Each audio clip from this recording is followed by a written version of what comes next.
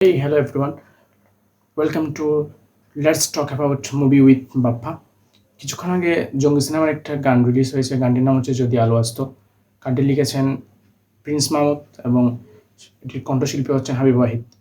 যদি গানটি আপনি শুনে থাকেন অথবা যখন শুনবেন তখন একটু খেয়াল করবেন, লিরিক্স প্রত্যেকটি কথা খুবই মনোমুগ্ধকর ছিল। লিরিকের প্রত্যেকটি কথা যেন আপনার অনুভূতিকে নাড়া দিবে। আর যদি ওয়াহিদ ভাইয়ের কণ্ঠের কথা বলতে চাই, ওনাকে নিয়ে তো আলাদা করে বলার কিছু নেই। অনেকদিন পর ওনার কণ্ঠের কোনো একটা গান শুনলাম। উনি গানটাকে আরও বেশি জীবন্ত করে তুলেছে, আপনার মনের মধ্যে একটা স্নিগ্ধতা নিয়ে আসবে।